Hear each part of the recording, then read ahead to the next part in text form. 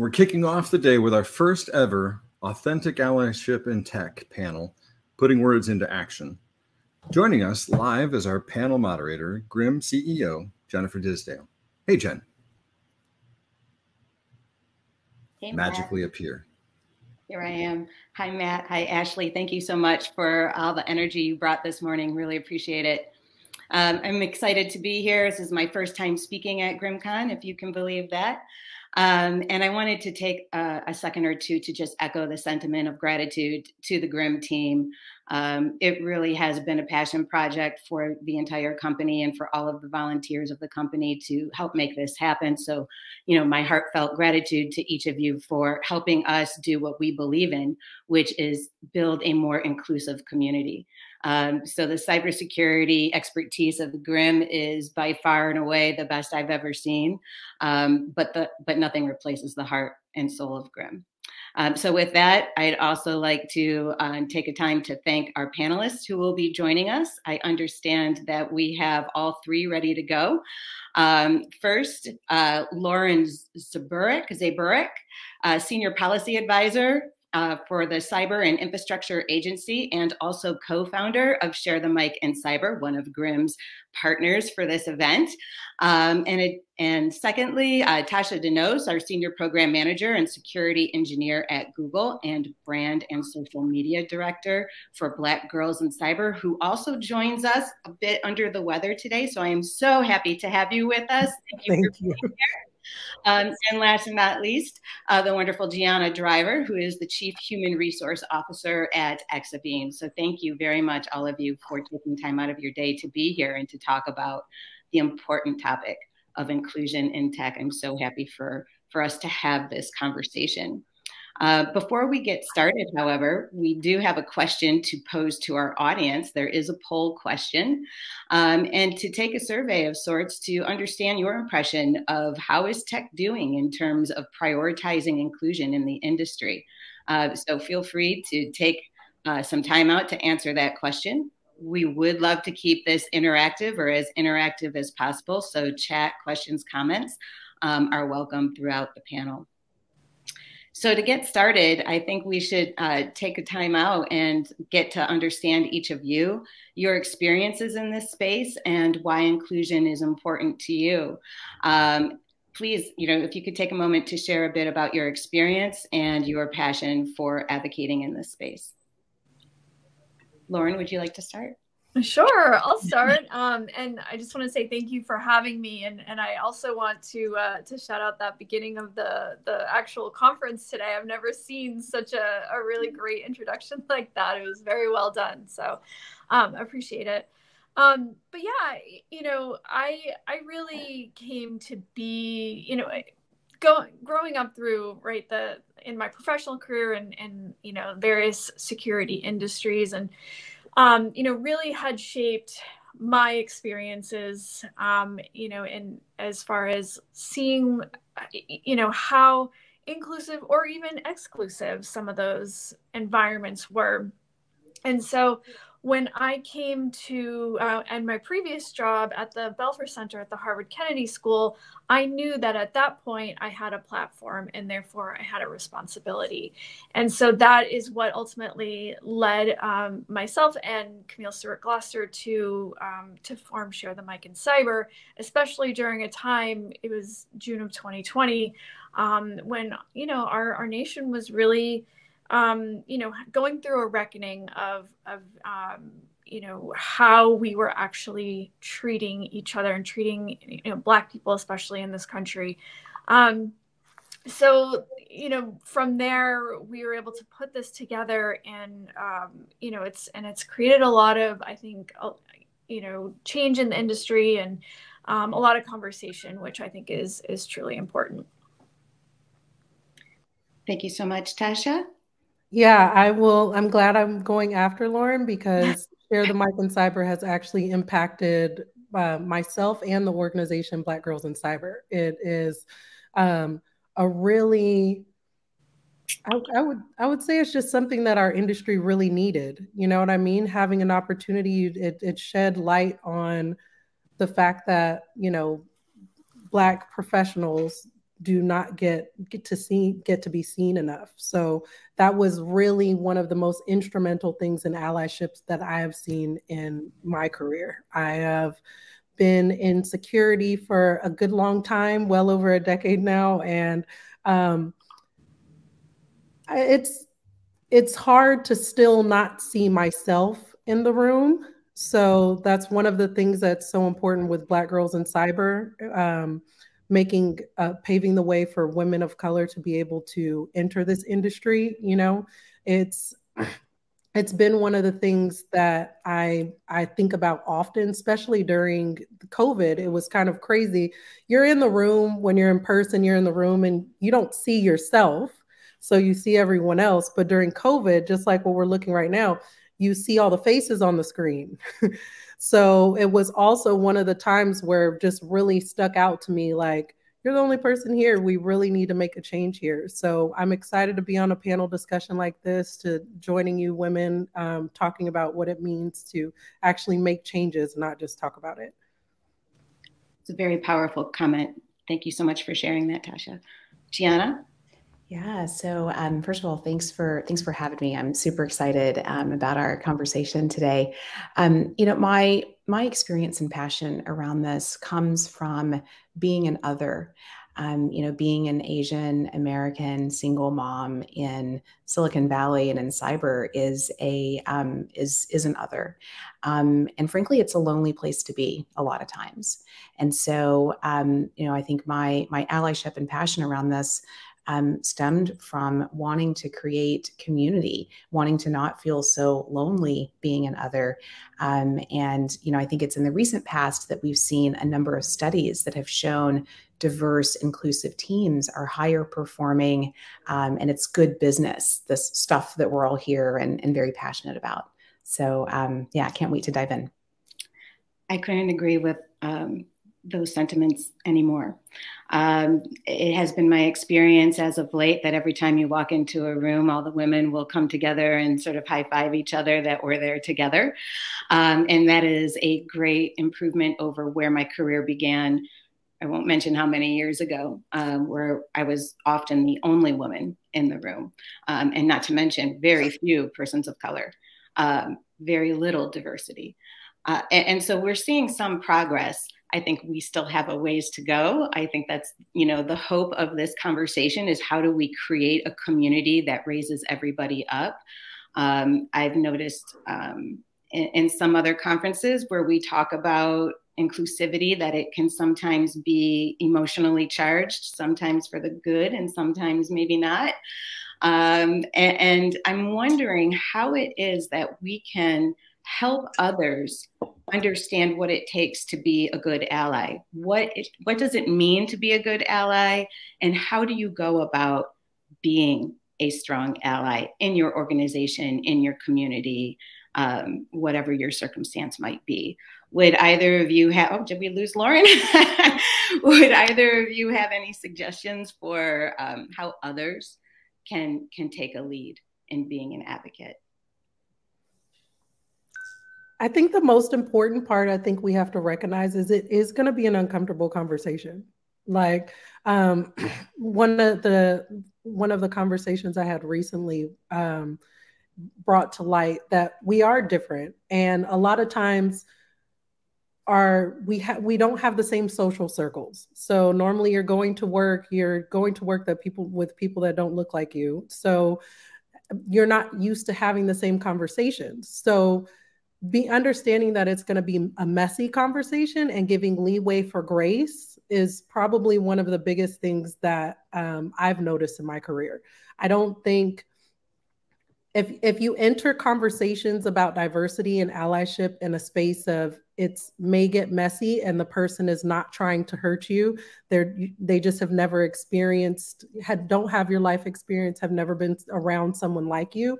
If you go into it a little bit like that, it starts off different. And I'm not saying to give grace and allow people to say anything to you. I'm just saying make space for a conversation to be had to get to the next step. That's kind of, because it's not going to be easy unless we have difficult conversations. Definitely. What I absolutely agree, Tasha, with all that you've said. Something that I've found to be really helpful is those who are in places of privilege. I think a lot of times can feel threatened by these diversity initiatives and inclusion initiatives. And so what I found is engaging in really kind, compassionate conversation with those individuals, and to help them understand that we can do both, and they can continue to exercise their voice and be in very powerful positions, and also give voice and inclusion to others. And then I think in a similar vein, helping to illuminate that this isn't a shaming exercise for those in privilege. That is not what we're here to do. We're here to create openness, to educate. That way we can be more inclusive.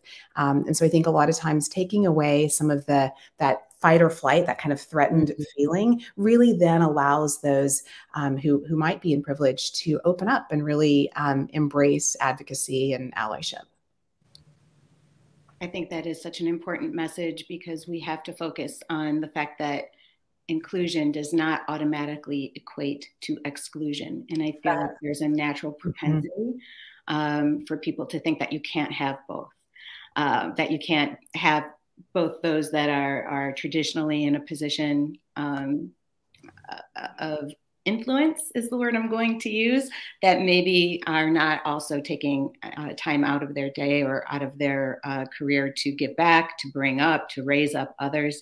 And so, Lauren, I know that we had a little bit of a technical snafu there. And so the question that was posed to the panel was, how do you be an advocate in allyship? How do you give others ideas or concepts for what it takes to be a strong ally? Would you have any recommendations or thoughts on that? Yeah, I think just starting out right with intentionality, I think that's probably the biggest thing, at least getting started on that journey. Having that intentionality and then wanting to be curious and seek out ways, right, to add to your toolkit. Something that I like to say, because I started my career in the military, right? Train how you fight, right? So like have these, maybe it's phrases, or maybe it's, if this happens, then, what will I do, right? So be prepared for a situation. But I was just listening to Gianna just now, and it made me think of a recent article that I just read the other day by David Glasgow and Kenji Yoshino, who are at the Meltzer Center for Diversity, Inclusion, and Belonging at NYU. And they talk about how allies... No. I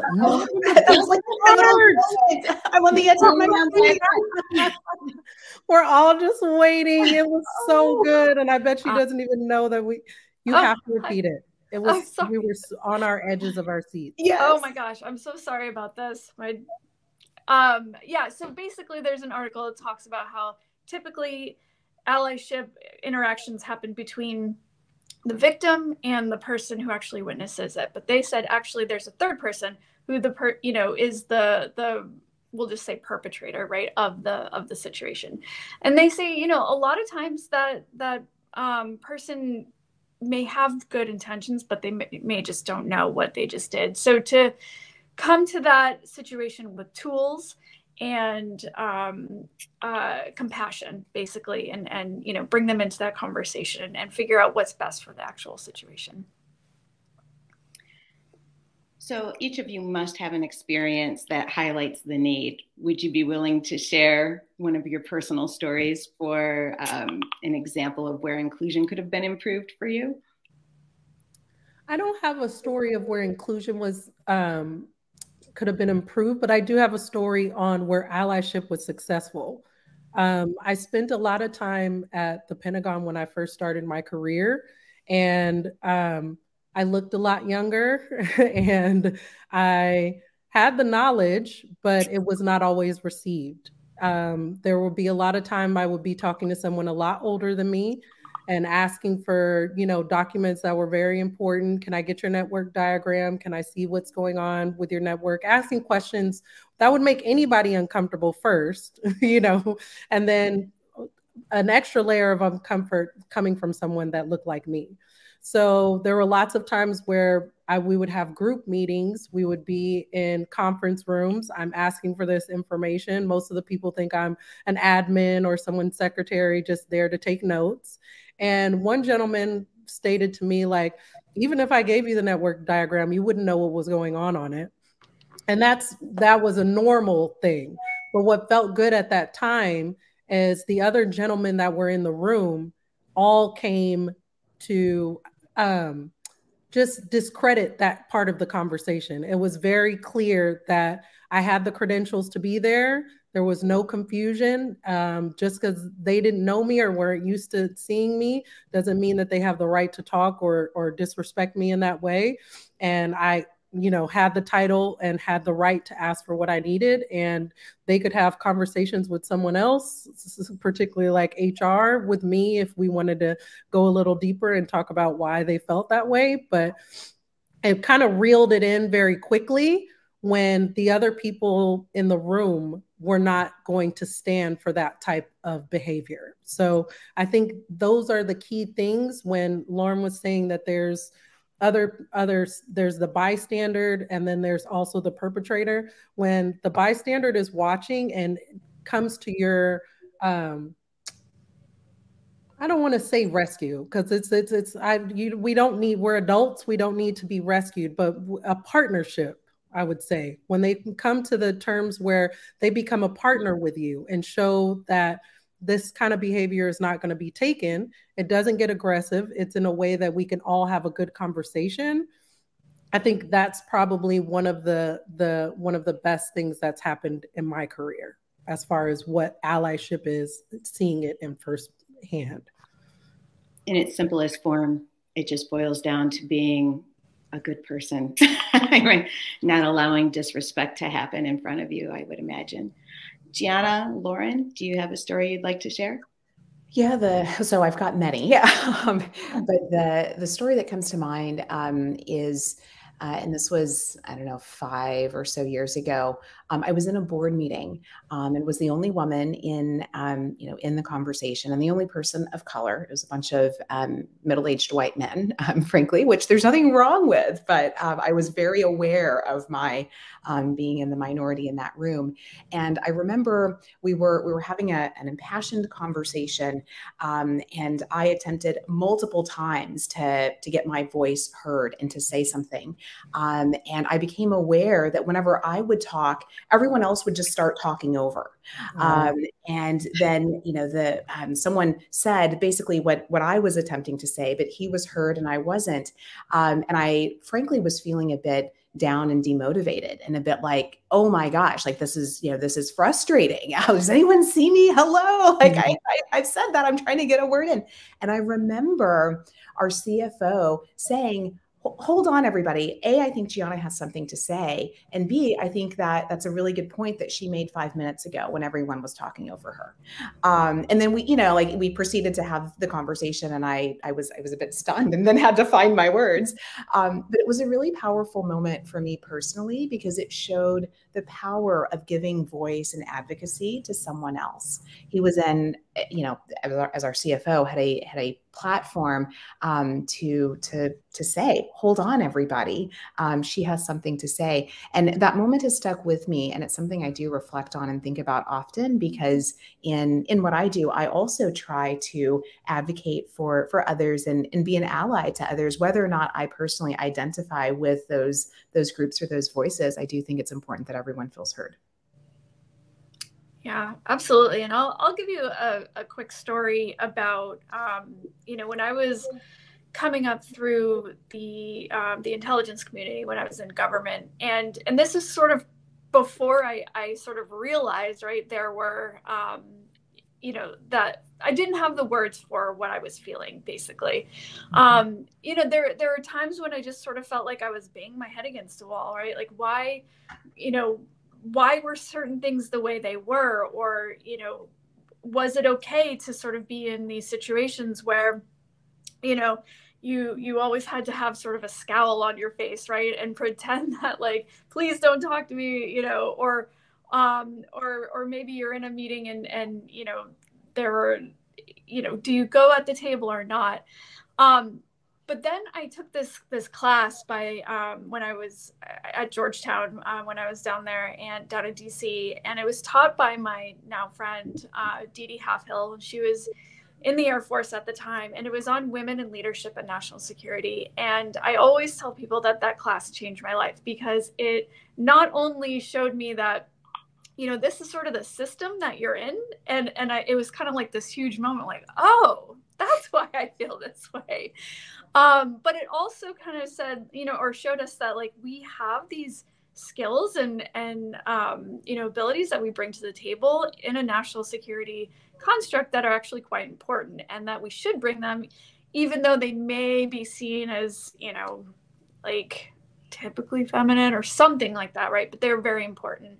And, you know, it just really helped me see that all perspectives and you know, the things that we bring to the table are important, in fact necessary for our national security. And that's what really, you know, kind of led me down this path of you know, understanding how diversity is so crucial to national security.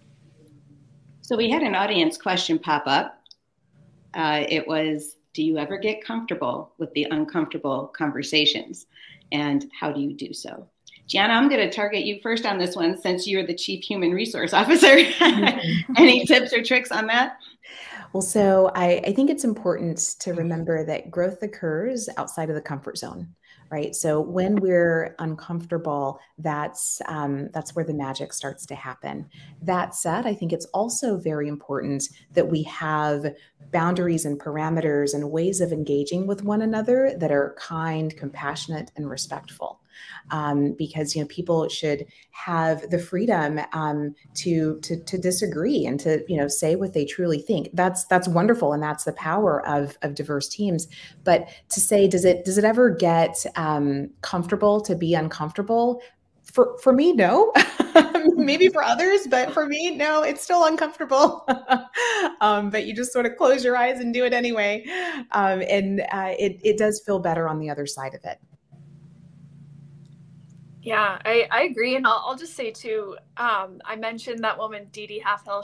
She's a friend of mine, and she's since gotten out of the military, and she's a public speaker now. And she talks about this all the time, right? This vulnerability. She's kind of I'll say a disciple of Brene Brown. But, you know, and gives you these tools for, you know, being in those uncomfortable situations or conversations, basically, and really talks about normalizing, you know, being in that kind of feeling and how we kind of, you know, move forward together. So I would definitely recommend checking out her work. But yeah, I think, I don't know, interacting with or working with people in general, I think, you know, I think it. Uh-oh. She'll be back. These cliffhangers. She'll be back. And as we wait. So getting comfortable being uncomfortable. I think we can all attest to that. Well, I think the most important, like what comes from me is finding power in the uncomfort. Like I know that in this uncomfortable situation, I have the most unique perspective.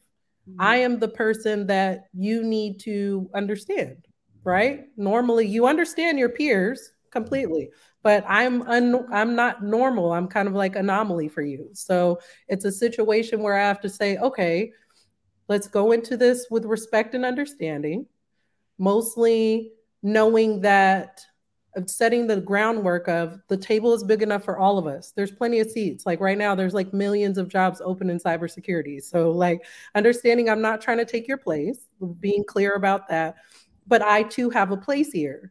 And laying that groundwork of, okay, let's human to human, person to person, let's get to a place where we can have respect for each other. And the truth of the matter is we might not like each other.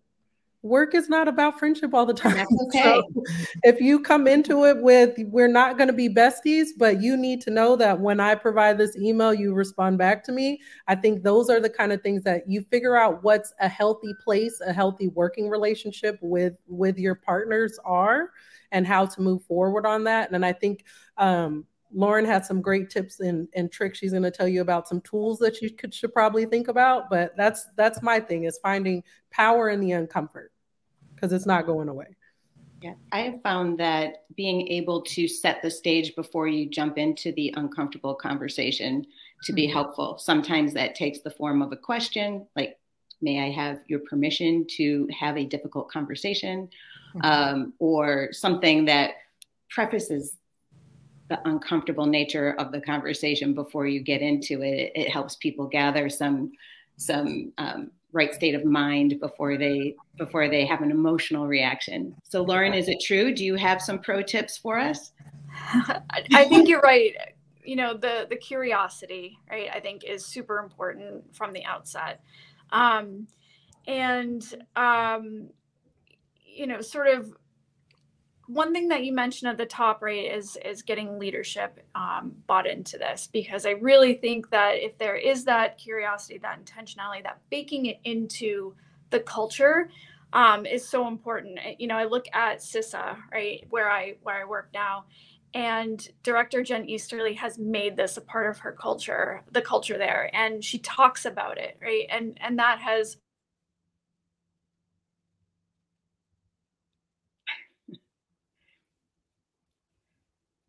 Well, it's just me and you, kid. All right. Let's see if we can. Tashya's exit was planned. There was a technical difficulty. They're bringing her back on. Lauren, do we have you back? I'm back. So sorry about this. So sorry. Anyway, yeah. So I look at the ability to bake it into your culture, right? And from the top down, modeling it, talking about it, normalizing it, bringing in other people to talk about it, I think is really huge. Excellent. What I would add to that around how to nurture allyship, I think it is important, as Lauren mentioned, to get executive buy-in. So, you know, ensuring that the highest leaders, as well as, you know, throughout the leadership hierarchy, are also bought into allyship is really important. And another thing that's been very helpful for our company is showing the business case for allyship and showing that it's good business has been really powerful for us. You know, so we're talking about inclusion, but I wanted to bring up the notion of belonging as well. I know that I've been invited into the room, the proverbial room, on many occasions, but that did not naturally equate to a sense of belonging. It might happen over time. It might be something that, you know, requires, you know, deeper human connection before you feel like you belong to something, to a team, to a mission, to what have you. So I'm curious if you could help shed some light on the nuanced difference between including and belonging. And if you could cite any personal examples, that'd be great. So what I think about is inclusion is having folks present, right? Having folks in the room. Belonging is when those folks know that they are valued, they are wanted, they are respected, they have a place there. And that I think is a critical difference. In my line of work as a CHRO, we think a lot about recruiting metrics, but then we also think a lot about engagement metrics and attrition metrics, because our recruiters and talent team can work super hard to get underrepresented minorities into the organization. But then if those individuals don't feel that they belong here, if they don't know that they're valued and that they have relevance in the organization, then what happens is a revolving door of diversity, right? Because we get those people and then they leave. So I think it's really important to keep our finger on the pulse for how people who are underrepresented are feeling feeling in the organization, and then be really mindful and intentional about what we can do to help them feel included and to know that they're relevant and important to us. Lauren, I see you coming on and off. Can you hear me? Yes. Okay. Yeah. So I totally agree with you, Gianna, on this distinction between inclusion and belonging. Right. Inclusion, I think, is making sure that we have a lot of people at the table, but the belonging part is truly how we feel in that situation, right? And so what are the things that we can do as a culture to increase that sense of belonging?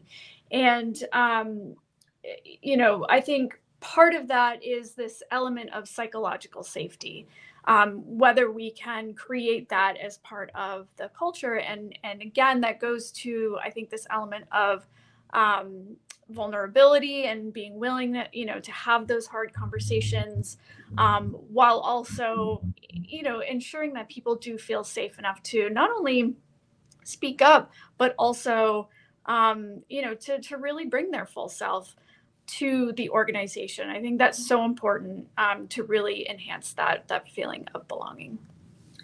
I just want to share that for those listening also, that when I came to GRIMM, when I was invited to be at GRIMM, I did not naturally feel a sense of belonging. I was so focused on why I was different than everyone else, right? So we have some great technical experts here and they do amazing work. But I have a very different background. I bring a very different skill set to the table. And it took me a good while to appreciate that everything that made me different was actually my power. It was actually the thing that helped round out some of the other skills and perspectives of the company. And so I feel it important to say that I'm not, and that I don't think we're talking about, I think you'll agree, that we're not talking about assimilation, where everybody has to be the same. Mm-hmm. I would love people to be invited because they are different and to have those differences celebrated. Am I completely naive, ladies? Is that an unreasonable expectation? I think it's such an important observation, because you're right. We all bring really important perspectives to the issue. And I would point to Camille Stewart-Gloucester's article that she wrote, a couple of years ago. I think it came out in 2019, on how systemic racism is a cybersecurity threat. It really talks about this and how, it blinds us to the various threats that, maybe one particular subset of the population might not understand, right? It keeps us, mired in these problems of today and saps our energy to really look forward. So to be able to, confidently come together, bring those perspectives, see all the different threats, I think is just, like I said, so important for our collective security. When we're talking national security, it makes it even more powerful, right? The stakes are higher. So I wanted to, we have about 6 or 7 minutes left, and I have a laundry list of questions for each of you. I also want to give the audience another opportunity to submit any questions that they might have, so that we can, be inclusive of your thoughts and perspectives as well. But while we're waiting for those questions to come in, I'm curious if you would have any other suggestions or actions that those that are interested in being a better ally, what they can be mindful about. So we talked a minute ago about making space in a meeting and recognizing that somebody's trying to say something. But for those in the room that maybe are even uncomfortable to try to say something, that are just quiet at the table, or maybe absent from the table altogether, what can they do to invite them in? How can they create a culture that brings them in and gets their voices heard? Any suggestions on that, Gianna? Yeah, so I think the way to go about allyship is multifaceted, and I think it's important to note there's not a one size fits all approach. One of the things I encourage folks to do is to understand what you're passionate about, whether that be advocacy for people who are like you, advocacy for LGBTQ plus, or people of color, or different genders, or whatever it is, and then to seek out folks who are part of that, whether that's one-on-one or through an ERG, an employee resource group, and really start to listen, understand the experience from different perspectives. And then I think from there, you'll start to have clarity around what can I do to truly support these individuals. Is it engaging in a mentorship program? Is it being really visible in various inclusion and allyship initiatives? Is it helping to market and give your voice to things? Is it being extra super mindful in merit and promotion cycles, right? That you're making decisions free of unconscious bias. And it can look different ways depending on the organization that someone's in. But I think approaching it with humility and an open heart and an open mind is a great place to start. Yeah, I would totally agree with that. Seeking those other perspectives, I think is really important. And, I'll point to another book that I recently read called Right Within by Minda Harts, right? And it's on healing from racial trauma in the workplace. And it's just, it allows you to see one person's experience, and maybe that, that person's experience is probably reflective of many other people's experience too. So it sort of broadens your perspective. And then, asking questions of people around you, but also one thing that I like is actually asking people to contribute, right? Like, don't necessarily wait for them to come to you, because maybe they won't. Maybe there's just sort of a, there's fear of whatever, or there's, just this sort of inability to do so. So instead of waiting for people to come to you or come to, that particular discussion, pull them in, ask them their opinion. And then, I agree with Gianna too about, the incentives of the organization. If you make that part of, the way that you, provide incentives or rate people in the organization, like how inclusive were you, then, I think you'll get more results too. I love it. It's such an important topic, and I'll just share a personal story if that's okay, because it just happened yesterday and it sort of shook me a little bit. So I run another conference, and it is for the defense community. And we just had our 8th annual, oddly enough, our 8th annual cyber defense conference this week. And yesterday we had a panel that was for higher ed. So we had academia, universities, colleges. We weren't necessarily talking about, and in fact, we weren't talking about DEI topics at all.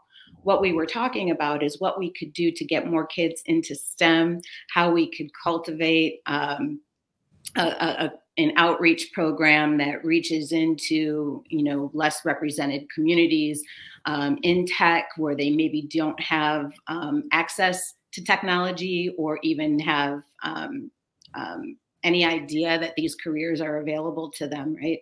And somehow that turned into a very emotionally charged conversation from an audience member who politicized it through some questions to the panel, and it became incredibly uncomfortable for the 200 people that were in the room, and nobody was really quite certain what to do. The AV guy thought he should kill the mic.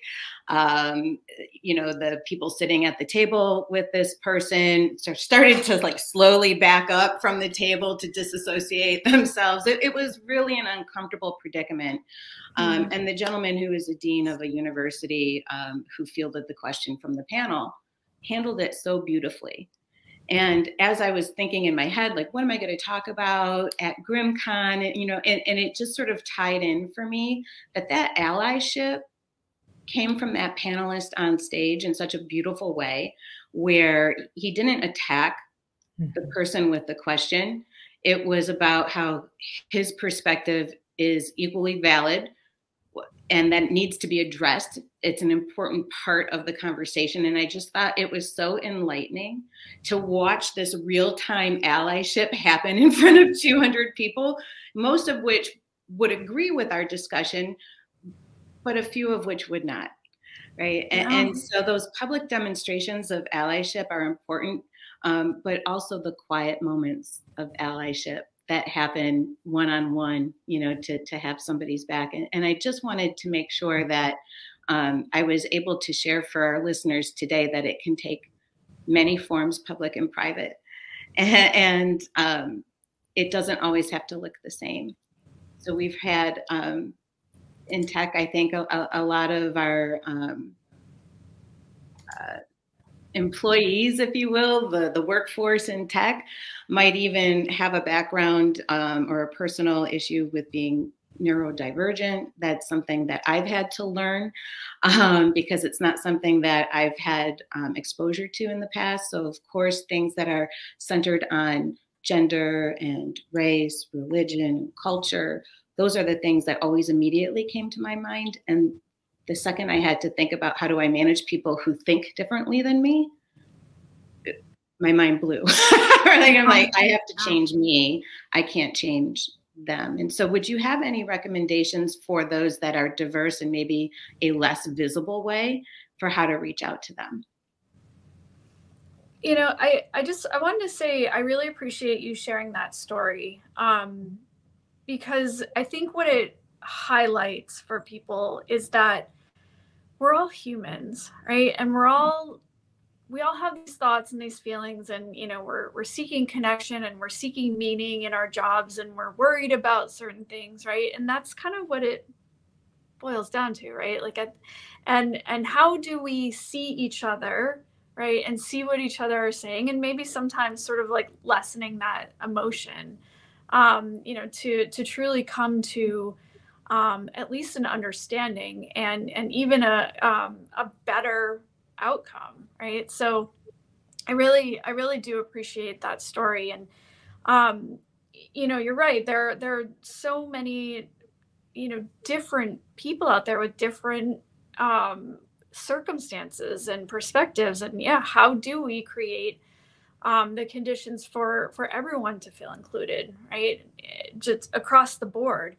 And I think, again, it comes down to that curiosity and learning about the challenges that people do face, what, you know, in various circumstances, right? Whether it's a neurodivergence perspective, you know, racial, gender, you know, parenthood, disability, right? Everyone has these competing circumstances that, you know, sometimes don't allow us all to fully show up, but you know, how can we help each other to do so, right? Because we are all humans.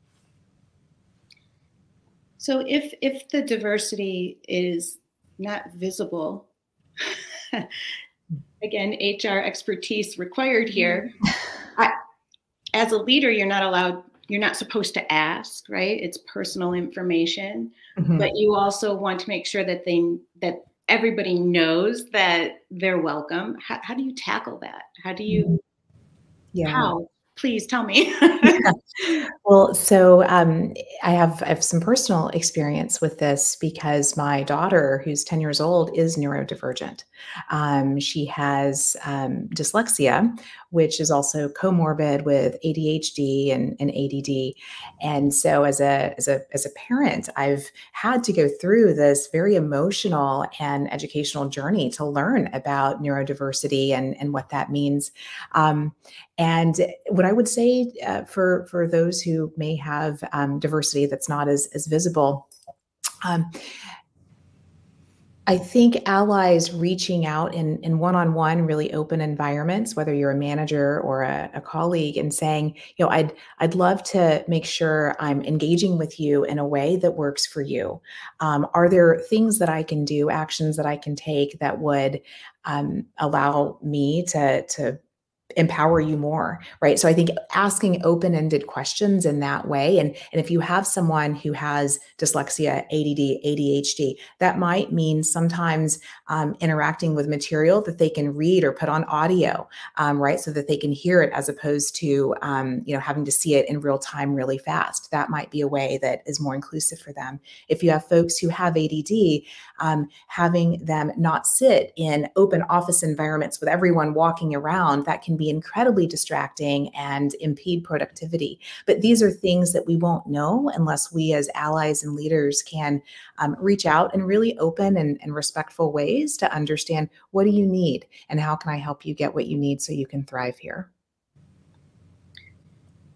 I really appreciate that. I think that's something that we at GRIMM can easily incorporate into our one-on-one time with our teams, to be able to ask them directly, what do you need?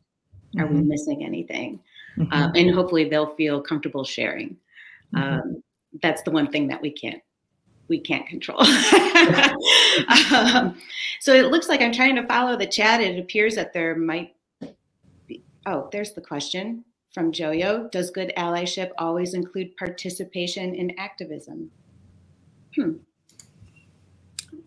a good question. I don't think you can say absolutely that it does, right? I mean, there are people who can't be, participate in some sort of activism for whatever reason. So I don't think it has to be coupled together with that, right? I think you can be an ally without, participating in various things. I would concur. Absolutely. I think allyship has many flavors and ways that it can show up. Activism is one way, but there are many other ways too. It's funny when, if I were to ask my mother what she thinks about allyship, she thinks that means marching down a street with a big picket sign or something like that. That's what but I'm like, no, Mom, it doesn't have to be, it doesn't have to be that way. This is the 80-year-old, perspective. And I think what's wonderful is allyship has evolved in ways where it can include being vocal and being very active, but it also can be more subtle and in quiet ways too. And it should, right? It should include those different ways, because then you can take those big messages, right, that we're seeing out there and really try to distill them down into what we're doing here, principles and tips, right? So that people can, just do it in their daily lives. So to boil that down into a statement, allyship does not necessitate activism, but you do need to take action. You do need to act. Oh, I like that. So I loved this conversation. I wish it could be longer. It seems we are out of time. I'm sorry Tasha's not here to conclude the session with us. She was not feeling very good. So we wish her well. We hope she feels better very quickly. But thank you, Gianna and Lauren, for being here and being a part of this conversation and for being the true champions of allyship that you are. And I hope one day we can meet in real life. Thank you so much. Thank you. Apologies for all my tech issues, but thank you. No worries, it happens.